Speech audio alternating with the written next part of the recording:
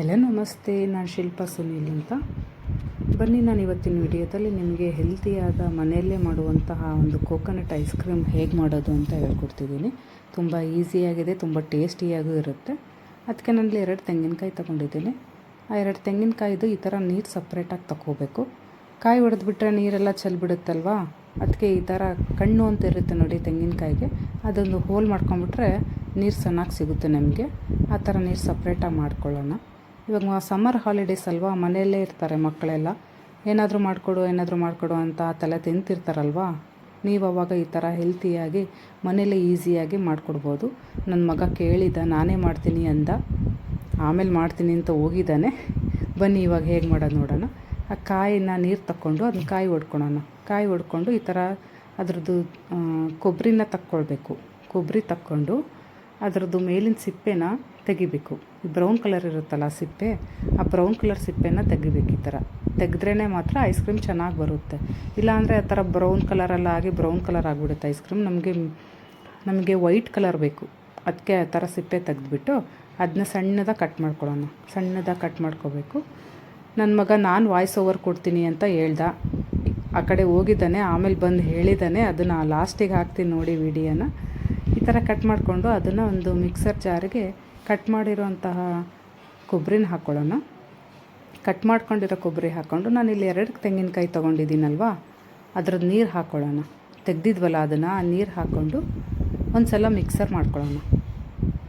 Mixer ಮಾಡಿಕೊಂಡು ಇಲ್ಲಿ ನಾನು 2 ತೆಂಗಿನಕಾಯಿ ತೊಗೊಂಡಿರೋದಕ್ಕೆ ಒಂದು 3 ಸ್ಪೂನ್ ಸಕ್ಕರೆ ಹಾಕೋತಾ ಇದ್ದೀನಿ. 3 ಸ್ಪೂನ್ ಸಕ್ಕರೆ ಹಾಕ್ಕೊಂಡು ಹಾಗೆ 3 ಸ್ಪೂನ್ ಮಿಲ್ಕ್ ಪೌಡ್ರೂ ಹಾಕ್ತಾಯಿದ್ದೀನಿ.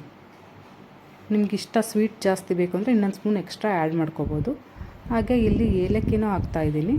ಏಲಕ್ಕಿ 2ರಿಂದ 3 ಏಲಕ್ಕಿನ ಮಿಕ್ಸರಿಗೆ ಹಾಕ್ತಾಯಿದ್ದೀನಿ. ಹಾಕಿಬಿಟ್ಟು ಮತ್ತೆ ಇನ್ನೊಂದು ಸಲ ಮಿಕ್ಸಿ ಮಾಡ್ಕೋಬೇಕು. ಇನ್ನೊಂದು ಸಲ ಮಿಕ್ಸಿ ಮಾಡಿಕೊಂಡು ಕಾಯಿಸಿ ಆರಿಸಿರೋ ಅಂತಹ ಹಾಲು ಹಾಕ್ಕೋಬೇಕು. ಸಣ್ಣ ಗ್ಲಾಸ್ ಆದರೆ 1 ಗ್ಲಾಸ್ ಹಾಕ್ಕೊಳ್ಳಿ, ದೊಡ್ಡ ಗ್ಲಾಸ್ ಆದರೆ ಅರ್ಧ ಗ್ಲಾಸ್ ಹಾಕ್ಕೊಳ್ಳಿ. ನಾನಿಲ್ಲಿ ದೊಡ್ಡ ಗ್ಲಾಸ್ ತೊಗೊಂಡಿದ್ದೀನಿ, ಅದಕ್ಕೆ ಅರ್ಧ ಗ್ಲಾಸ್ ಮಾತ್ರ ಹಾಲು ಹಾಕ್ಕೋತಾ ಇದ್ದೀನಿ. ಅರ್ಧ ಗ್ಲಾಸ್ ಹಾಲು ಹಾಕ್ಕೊಂಡು ಇನ್ನೊಂದು ಸಲ ಮಿಕ್ಸಿ ಮಾಡ್ಕೋತಾ ಇದ್ದೀನಿ ನೋಡಿ. ಮಿಕ್ಸಿ ಮಾಡ್ಕೊಂಡ್ಮೇಲೆ ಅದು ಈ ಥರ ಇಷ್ಟು ತಿಕ್ನೆಸ್ ಇದ್ದರೆ ಸಾಕು ನೋಡಿ. ಇಷ್ಟು ತಿಕ್ನೆಸ್ ಇದ್ದರೆ ಸಾಕು, ನಿಮಗೆ ಗೊತ್ತಾಗುತ್ತೆ. ಇಷ್ಟಿದ್ರೆ ಸಾಕು, ತುಂಬ ಗಟ್ಟಿಯಾದು ಬೇಡ, ತುಂಬ ನೀರಾಗೂ ಬೇಡ. ಅದನ್ನು ಐಸ್ ಕ್ರೀಮ್ ಪಾಪ್ಸ್ಟಿಕಲ್ಸಿಗೆ ಅದನ್ನು ಹಾಕ್ಕೊಳ್ಳೋಣ. ಇವಾಗ ನಿಮಗೆ ಇನ್ನೂ ಚೇಂಜ್ ಬೇಕು ಅಂದರೆ ಈ ತೆಂಗಿನಕಾಯಿ ಇರುತ್ತಲ್ವ, ಅದನ್ನು ಸಣ್ಣದಾಗಿ ಕಟ್ ಮಾಡ್ಕೊಳ್ಳಿ. ಚಿಕ್ಕ ಪೀಸ್ ಕಟ್ ಮಾಡಿಕೊಂಡು ಇದ್ರ ಜೊತೆಗೆ ಸೇರಿಸಿ ಹಾಕ್ಕೋಬೇಕು. ಸೇರಿಸಿ ಹಾಕ್ಕೊಂಡ್ರೆ ನಡುವೆ ಚೆನ್ನಾಗಿ ಸಿಗುತ್ತೆ. ಅವಾಗ ಮಧ್ಯೆ ತಿನ್ನಬೇಕಾದ್ರೆ ಸಿಗುತ್ತೆ, ಚೆನ್ನಾಗಿ ಅನಿಸುತ್ತೆ. ನನ್ನ ಮಗನಿಗೆ ಆ ಥರ ಇಷ್ಟ ಆಗೋಲ್ಲ, ಸೊ ಅದಕ್ಕೆ ನಾನು ಪ್ಲೇನಾಗಿ ಮಾಡ್ಕೋತಾ ಇದ್ದೀನಿ. ಆ ಥರ ಒಂದು ಸಲ ಟ್ರೈ ಮಾಡಿ, ಚೆನ್ನಾಗಿರುತ್ತೆ ಫ್ರೆಂಡ್ಸ್. ಈ ಥರ ಹಾಕಿದ ಮೇಲೆ 5 to 6 hours ಫ್ರೀಝರಲ್ಲಿ ಇಡಬೇಕು. ಫ್ರೀಝರಲ್ಲಿ ಇಟ್ಬಿಟ್ರೆ ಐಸ್ ಕ್ರೀಮ್ ರೆಡಿ ಆಗುತ್ತೆ. ನನ್ನ ಮಗ ಲಾಸ್ಟಿಗೆ ಅವನು ರೆಸಿಪಿ ಹೇಗೆ ಮಾಡಿದ್ದೆ ಅಂತೆಲ್ಲ ಹೇಳಿದ್ದಾನೆ. ಅದು ವಿಡಿಯೋ ಎಂಡಿಗೆ ಹಾಕ್ತೀನಿ. ಬನ್ನಿ, ಈ ಥರ ಎಲ್ಲ ಹಾಕಿದ ಮೇಲೆ 5 hours ಇಡೋಣ. ಅದರಲ್ಲಿ ಏನಾದ್ರು ಮತ್ತೆ ಉಳಿದಿದ್ರೆ ನಿಮಗೆ ಈ ಥರ ಸಣ್ಣ ಬೌಲಲ್ಲಾತೋ ಅಥವಾ ಈ ಥರ ಗ್ಲಾಸಲ್ಲಾತೋ ಈ ಥರ ಹಾಕ್ಕೊಂಡು ಫ್ರೀಝರಲ್ಲಿ ಇಟ್ರೂ ಅದು ಒಂಥರ ಚೆನ್ನಾಗಿರುತ್ತೆ. 5 hours ಆದಮೇಲೆ ಅದನ್ನು ತಣ್ಣೀರಲ್ಲಿ ಈ ಥರ 1 minute ಡಿಪ್ ಮಾಡಬೇಕು. ಈ ಥರ ತಣ್ಣೀರಲ್ಲಿ 1 minute ಡಿಪ್ ಮಾಡಿ ಆಮೇಲೆ ಓಪನ್ ಮಾಡಿದರೆ ಸೂಪರ್ ಆಗಿರೋ ಐಸ್ ಕ್ರೀಮ್ ರೆಡಿ ಆಗುತ್ತೆ. ನೋಡಿ ಎಷ್ಟು ಚೆನ್ನಾಗಿ ಬಂದಿದೆ ಅಂತ. ಆ ತಿಕ್ನೆಸ್ಸು, ಆ ಟೇಸ್ಟು ಸೂಪರಾಗಿತ್ತು ಫ್ರೆಂಡ್ಸ್. ಟ್ರೈ ಮಾಡಿ ಒಂದು ಸಲ. ಈಗ ನನ್ನ ಮಗನ ವಿಡಿಯೋ ಹಾಕ್ತೀನಿ ನೋಡಿ. Thanks for watching. ಈಗ ಐಸ್ ಕ್ರೀಮ್ ಮಾಡೋದು ಹೇಗೆ ಮಾಡೋದು ಅಂತ ನೋಡೋಣ. ಒಂದು